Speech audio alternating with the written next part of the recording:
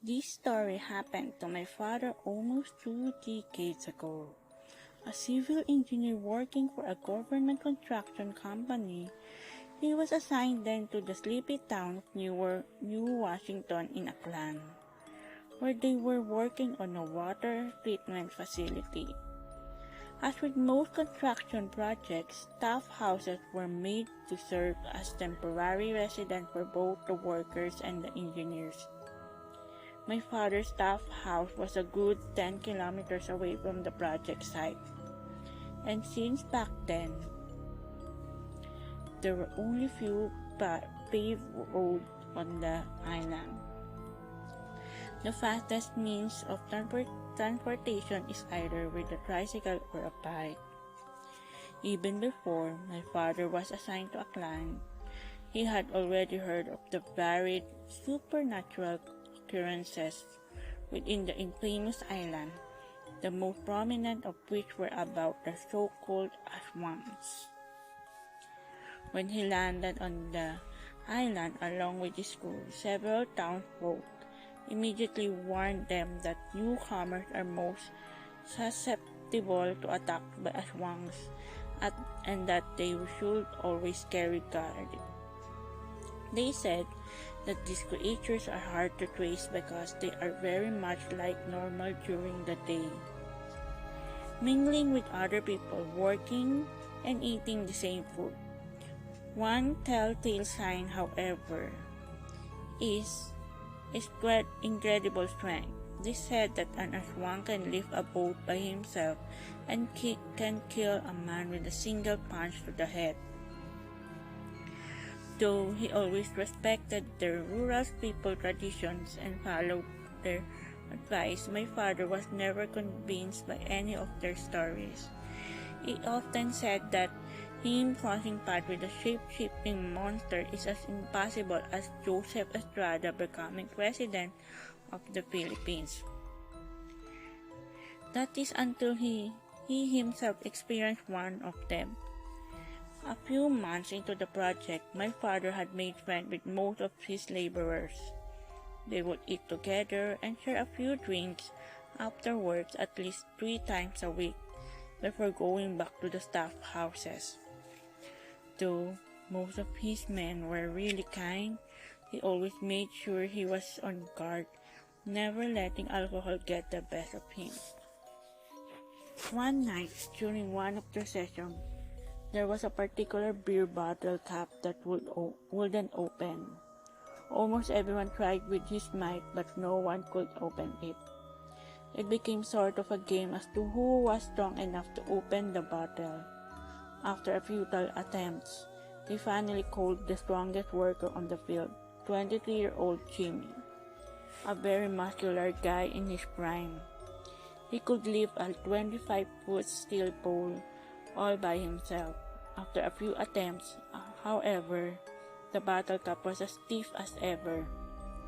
Then, out of nowhere, a 67-year-old welder, whom they called Itay Moro, volunteered to give it a try, and with just a single seemingly effortless squeeze, it opened. Everyone, including my father, fell silent. They immediately finished the remaining beer and went home, not speaking a word. Before my father left, Itay Moro grabbed him by the arm and said with a smile, "Ingat kayo, sir. Baka may mangyari sa inyo." My father shrugged off the remark and thanked Itay Moro, but his workers were not as trusting. On the way to their tricycle, one of them told my father that they have been keeping an eye on Itay Moro and his unusual strength since the beginning of the project. They said my father should fire him to avoid any mysterious accidents. My father listened quietly but kept his skepticism. He wasn't going to fire an old welder just because he was able to open a beer bottle. Halfway through the ride, though, my father, who was sitting at the back of the tricycle, noticed something chasing them. It was a cow that seemed to float on the rough dirt road.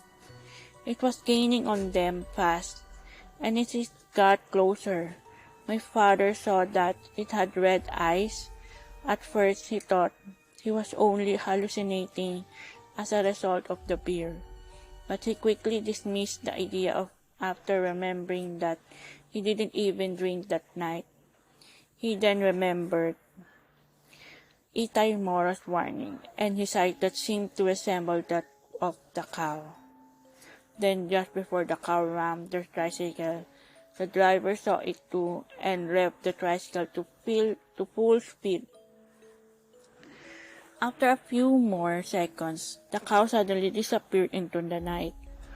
All three of them in the tricycle were speechless. They didn't know if they were supposed to laugh at the idea of a cow chasing a tricycle or be scared out of their guts. But soon as the idea of a cow chasing a tricycle, as soon as they stopped at the store, they knew something was definitely wrong. They came across their barangay captain who asked about their terrified looks. Bak na nga namumutla kayo, sir. May problema ba?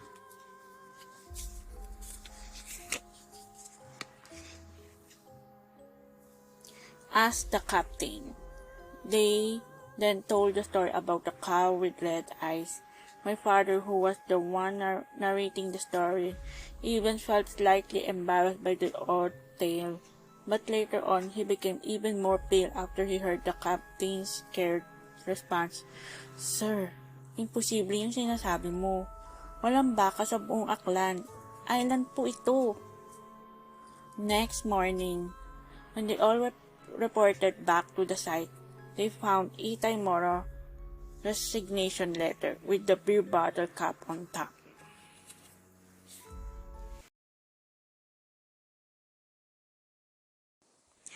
Sunugin na natin ang mansyon upang masunog na din ang mga iyan, sigaw ni Mang Julio. Isa sa mga taong nasa loob ng mansyong pagmamay-ari ng ulilang dalagitang magkapatid na Cristina at Aliana. Ang mangkukulam na magkapatid na sala rin sa pagkamatay ng mga anak na dalagita ng mga Tagaytay, Cavite. Malulutong na mga tawa ang magkasabay na binitawan ng magkapatid nang umalingaw-ngaw sa buong mansyon. Kahit sunugin ninyo pa ang buong mansyon na ito, hindi nyo masusunog ang mga kaluluwa naming magkapatid. Ligaw ni Cristina, ang mas matanda sa magkapatid. At sa oras na makalabas kami dito, tandaan nyo, babalikan namin kayong lahat mula sa mga sarili ninyong hanggang sa magiging apo ng mga apo ninyo. Ipapalasap namin sa inyong lahat ang init at lupit ng paghihiganti namin ng ate ko. Ipaparamdam namin sa inyo ang init ng impyerno. Tandaan nyo yan. Nanindig ang mga balahibo ni Manang Rosa sa narinig mula sa mas nakababata sa magkapatid. Mas lalo siyang natatakot sa tuwing maiisip na siya ang nagkulong sa mga ito sa loob ng salamin sa pamamagitan ng mga dasal na alam niya at kapangyarihan ng isang albularya na taglay niya.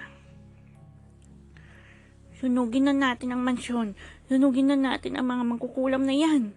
Sigaw ni Mang Eduardo, kasabay ang pagbitiw sa hawak na tulos na nag-aapoy ang dulo. Hindi naman nagdalawang isip ang mga sama nila sa loob. Nagayahin ang ginawa nitong pagbitaw sa hawak na nag-aapoy na tulos. Sabay-sabay na silang lumabas ng malaking mansyon, ngunit kahit na nakalayo na sila ng ilang metro mula dito at pinagmamasdan na lamang ang pagtupok ng malaking apoy sa buong mansyon, ay malinaw nilang narinig ang malademonyong halakhak na magkapatid mula sa loob nito. Babalik kami, at papatay namin kayong lahat. Present year. Have you heard it? Bulong na tanong ni Laila na umupo sa katapat upuan ni Irish.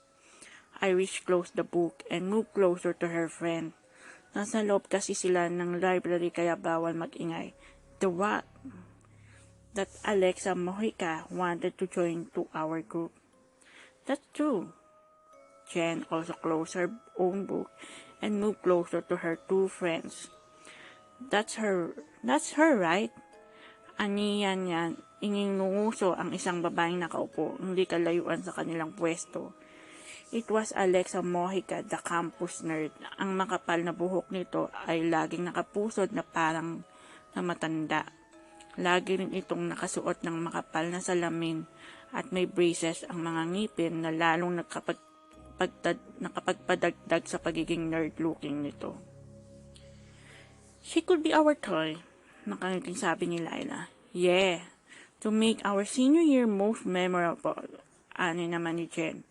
Di naman siya agad sumagot na tila may binubuo ng plano sa isipan bago nangingiting tumingin sa mga ito. Let's see. Hey you, Alexa! May pag-alinlangan huminto sa paglalakad ang transferee sa Perpetual Cavite Institute na si Alexa sa paglalakad palabas ng campus. Pangalawang araw pa lang niya sa PCI ngunit tila nais na niyang muling lumipat ng ibang paaralan. Ilang pang-aasar at pangungutya na kasi ang narinig niya dahil sa ayos ng buhok at makapal na eyeglasses na suot niya. Kung meron lang na mas malapit na high school sa bagong bahay nila, nilipatan nila ng mga magulang niya sa Indang, Cavite dahil sa trabaho ng papa niya. Doon na niya itutuloy ang huling taon niya ng sekundarya. I said stop! Mahagya siyang itinulak ni Laila nang hindi niya pinansin ang mga ito. Laila, ano ba? Huwag mong ganyanin si Alexa. Ani Irish. Napako ang tingin niya kay Irish. Alam niyang ito ang leader sa tatlo, ang tanging estudyante sa PCI na hinahangaan niya dahil sa taglay nitong pisikal na kagandahan. Napakaganda ng hugis ng mukha nito, na lalong pinaganda ng maputi at makinis na balat. Ang pinakanagustuhan niya dito ay ang natural na pagkapantay-pantay ng mapuputing ngipin nito. Di kagaya ng sa kanya, na hanggang ngayon ay hindi pa rin natatanggalan ng mga braces. Are you okay? Si Iris muli ang nagsalita. Was she worrying? Hindi siya makapaniwalang nagsasalita ng gano'n sa kanya ang muse ng buong campus. As far as she knew, namimili lang ito ng mga estudyanteng sasamahan, akaibiganin at kakausapin. And she wanted to be one of them. She wanted to be one of Iris' friends, na ngayon ay hinihiling niyang magkatotoo na. She asking you, bigay ka ba? Naiitang tanong ni Jen mula sa likod niya. Jen, don't be harsh, saway ni Iris bago muling ibinaling ang mga tingin sa kanya. Are you okay? Napakaamot talaga ng mukha nito. Pakiramdam niya sa oras na makasama siya sa grupo nito. Mapapansin na din siya ng buong campus, not as campus nerd but as campus beauty. Oo, okay lang ako. Sige. I'll go ahead. Wait! Mahigpit na hinawakan ni Iris ang braso niya. Kaagad ding binawin ng dalaga ang kamay nang mapatingin siya dito. Do you wanna go with us? I mean, heard na gusto mo daw sumama sa grupo namin. So I'm giving you a chance. Wanna take it? Di niya alam kung anong mararamdaman niya sa mga narinig mula sa iniidolong babae, ngunit mas nangibabaw ang tuwa kaysa pag-aalinlangan. You will let me join to your group? That is, kung makakapasa ka sa pagsubok namin, nakangising tutugon ni Laila. Pagsubok? Yeah, pagsubok. Mula sa likuran ay pumunta na rin sa harapan niya si Jen. Nagtinginan ng tatlo kasunod ang kalokong mga ngiti. I will pass it. I have to. I will. Sa isip niya. What are we doing here? Narinig niya na tanong ni Alexa. Napatingin siya saglit sa suot na relo. It's almost 6 in the evening at nagsisimula ng lamunin ng dilim ang paligid. Ibinaling niya ang mga tingin sa luma at sunog na mansyon na hindi kalayuan mula sa kinatatayuan nilang lumang gate na to. This is where you will take your exam. Sagot niya na hindi inaalis ang mga tingin sa malaking mansyon. Nasa dulo ito ng Banaba Cerca, ang kasunod na barangay na Banaba Lejos, kung saan sila nakatirang magkakaklase. She heard a lot of story about the mansion from her lola. Kesyo may dalawang malaking salamin daw sa loob niyon, kung saan nakakulong ang kaluluwa ng dalawang demonyong dalagitang magkapatid. At kung sino daw ang mga nangangahas na pumasok doon ay hindi na nakalabas pa ng mansyon dahil hinikop na daw ng salamin ang mga ito. Upang madagdagan ang kapangyarihan ng salamin na kailangan upang tuluyang makalabas ang magkapatid. For her, it was just a story for kids na hindi marunong makinig sa mga magulang at ginagamit ang bahay na iyong upang maging panakot. Ngunit simula pa lamang nang huminto ang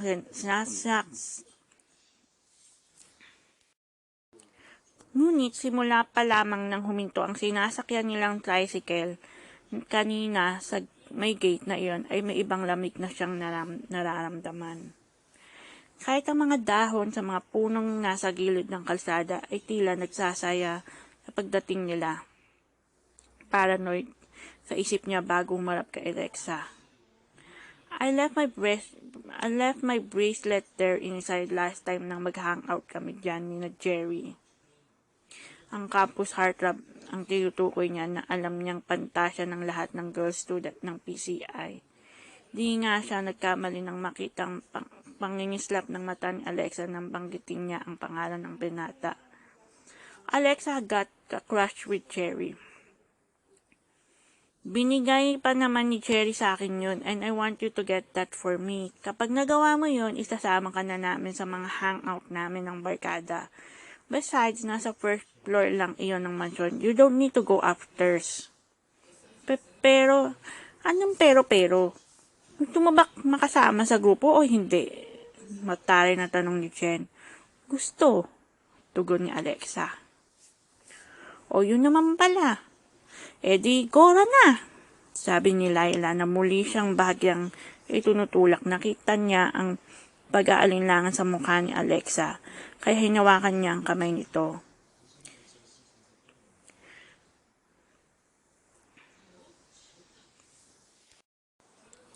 Na muli siyang bahagyang tinutulak. Nakita niya ang pag-aalinlangan sa mukha ni Alexa, kaya hinawakan niya ang kamay nito. Alex, kaya mo yan, kapag nakasama ka na sa amin, hindi ka na nila tatawagin campus nerd o even weirdo. You will be one of us, one of campus beauties. Muli niyang nakita ang pangingislap sa mga mata nito dahil sa mga sinabi niya. Ilang beses rin itong nagbitaw ng malalim na buntong hininga. I'll go. Kinuntol niya ang mga ngiting nais na mamutawi sa mga labi niya at bahagyang pinisil ang kamay ni Alexa na hawak niya. You can do it. Ilang tango ang naging tugon ito bago tuluyang tumalikod at naglakad patungo sa mansyon. Nagtinginan silang tatlo bago inilabas ni Chen ang video camera mula sa bag. Now, let's see kung gaano siya kalakas tumili sa paglabas niya dyan sa loob. Sabay-sabay silang naghagigikan bago isinuon ang mga tingin sa dalagang kapapasok lang ng mansyon. Why? Tanong ni Laila. Bigla kasi siya napatigil sa paghagigik. Hindi niya alam kung bakit tila pakiramdam niya meron silang ibang kasama na sumasabay sa mahinang pagtawa nila.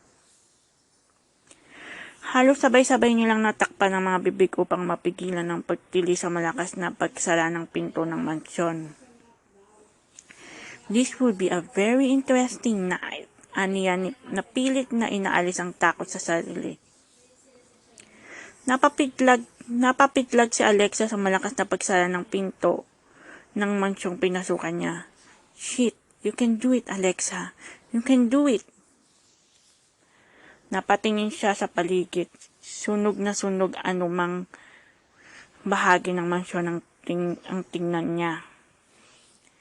Sinong nandyan? Nauutal na tanong niya nang makarinig na mahihinang tawa sa isang bahagi ng mansyon. Itinapat niya ang ilaw ng hawak niyang cellphone sa kung saan niya narinig ang mahihinang tawa. She saw no one. Ngunit naagaw ng dalawang malaking bagay na may telang itim ang mga tingin niya. She started to feel a weird cold breeze kasabay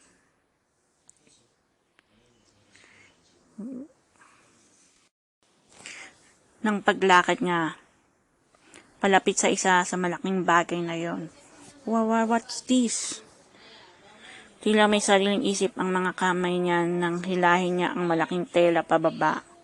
Halos mapatili siya sa nakita.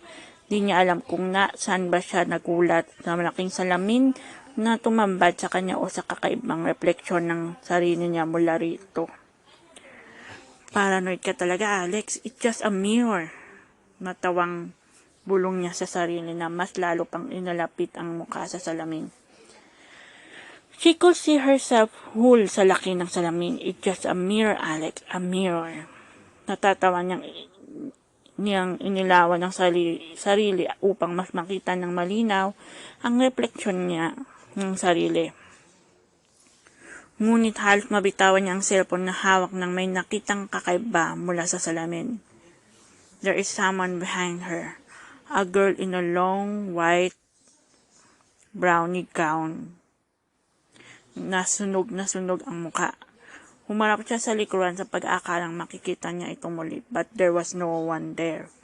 She started to feel real creeps. Hindi niya napapansin unti-unti na siyang papalapit sa malaking salamin dahil sa paatras na hakbang na ginagawa. I should not come here. At bago pa man siya muling makasigaw ay may naramdaman na siyang malamig na mga kamay mula sa likuran na humawak sa batok niya patungo sa mukha niya. Hindi niya magawang lingunin ang nilalang na iyon. Mahigpit ang pagkakahawak nito na tila nais durugin ang mukha niya. Akin ka na. Ang huling mga salitang narinig ni Alexa bago tulyang nagdilim ang lahat sa kanya. Almost 30 minutes na siya sa loob, ha? Sabi ni Jen. Napatingin din si Iris sa suot na relo. Tama ito sa sinabi. Almost 30 minutes na silang walang kahit na anong narinig na ingay mula sa loob ng mansyon. Di kaya may nangyari ng masama doon? Pinakabang-an ni Laila. Hindi siya nakaimik. Paano kung may masamang nangyari na kay Alexa sa loob? Siguradong silang sisisihin ng mga magulang nito kapag nagkataon.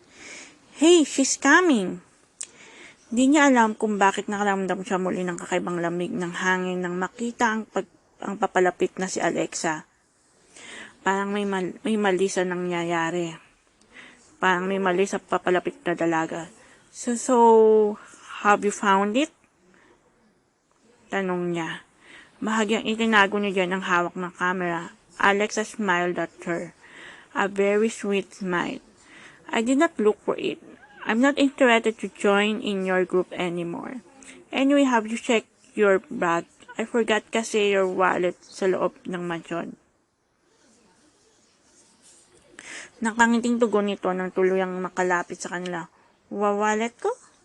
Tumalimas siya sa sinabi nito, and Alexa was right. Wala sa bag niya ang wallet niya. How dare you touch? Oops, sorry. Nakalimutan ko kasi bitbitin palabas. Andun pa naman yung ID mo at mga credit cards. Weekend pa naman tomorrow. Mukhang hindi ka makaka-shopping. Nakangiting dagdag pa nito. Shit you. Jen, Laila, let's go. Kukunin natin ang wallet ko. Hindi niya kayang dumaan ang weekends nang hindi siya makakapag-shopping. Magkasakit siya kapag nangyari yun. Jen, Laila, let's go. Lumingon siya sa dalawang nakatayo sa likuran niya nang hindi sumasagot ang mga ito. Sorry, Iris, but I can't go inside. Natatakot talaga ako sa mansyon na yan. Tugon ni Laila. Even me, I wish. Hindi ko kaya. Hihintayin ka na lang namin dito. Fuck you all. Isa-isa niyang tinapunan ng matalim na tingin ang tatlo. bago tuloy naglakad patungo sa mansyon. Don't worry, nasa first floor lang iyon. You don't have to go upstairs. Narinig niyang pahabol ni Alexa sa nang-aasar na tono ng boses. Lumangit-ngit ng malakas ang pintuan na tila napakatagal nang hindi nabubuksan ng itulak ito ni Irish. Fuck you all! Inis na bulong niya bago inilawan ng hawak na maliit na flashlight ang nilalakaran. Oh God! Halos pabulong na sigaw niya nang mailawan ang malaking salamin kung saan nakikita niya ang malaking refleksyon ng sarili niya. Hindi niya alam kung anong dahilan ng paglapit niya dito, lalo na ang paglapit niya sa isang pangbagay na katabi nito nang natatakpan ng itim na tela. Salamin din? Takang saad niya nang tumabad sa kanya ang tinatakpan ng itim na telang hinila niya. Dalawang malaking salamin? Wala sa loob na bulong niya na magpagtanto ang dalawang malaking salamin na nasa harap niya. It was just a story. I have to leave. Ngunit bago pa man siya makatalikod mula dito, ay may naramdaman na siyang napakalamig na kamay na pumigil sa kamay niya sa pag-alis. Dahan-dahan niyang tinignan ang kamay na nakakapit sa kanya. Sunog na sunog ito at ang lalo pang mas nakapahindik sa kanya ay nang mapagtantong ang nagmamayaan ng kamay na iyon ay nagmumula sa loob ng malaking salamin. A girl in a white brownie dress at sunog-sunog ang balat. Sa wakas, ang kahuling-hulihang salitang narinig niya bago tuloy nagdilim ang lahat sa kanya. Natatakot na talaga ako. Bakit ang tagal niya? Takot na wika ni Jen sa katabing si Layla. Wala pa namang 30 minuto ang nakakalipas buhat nang umalis si Iris, ngunit tila napakatagal na nila itong hinihintay. Parang may mali, buling ni Layla. What do you mean, Lay? Parang may mali sa kanya. Tugon nito na mas hininaan pa ang boses habang nakatunang mga tingin kay Alexa na nakatayo hindi kalayuan sa kanila. Kanina pa siya nakangiti. Parang excited siyang makita ang paglabas ni Iris mula sa mansyon. Naramdaman niya ang biglang pagtaas ng mga balahibo niya sa batok. Stop it, Lai. Tinatakot mo na talaga ako ng sobra. Teka, si Iris na yun, diba? Irish! Sabay nilang sinalubong ang dalagang nakangiting papalapit sa kanila. Na tila walang anumang nangyari. What happened? Tanong niya. Ha? Nothing. Ano ba kayo? Okay lang ba kayo? Are you sure? Si Lailang nagtanong. Yeah, I already got my wallet. Nakangiti pa rin tugon nito. So let's go home. Sure. Nagpauna nang lumakat si Iris na maluwag ang pagkakangiting lumapit sa kinatatayuan ni Alexa. Let's go home? Yaya nito sa dalagang nilapitan. Di alam ni Jen kung bakit nakaramdam siya ng kilabot sa mga ngiting na mutawi sa mga labi ni Alexa. Her smile was like a devil. Let's go. Anito bago muling lumuwag ang pagkakangiti sa mga labi. Ate, umuwi na tayo. Nagkatinginan silang dalawa sa huling salitang narinig mula kay Alexa bago muling ibinalik ang mga tingin sa magkahawak kamay na sina Alexa at Iris na nagsimula ng maglakad. Ate?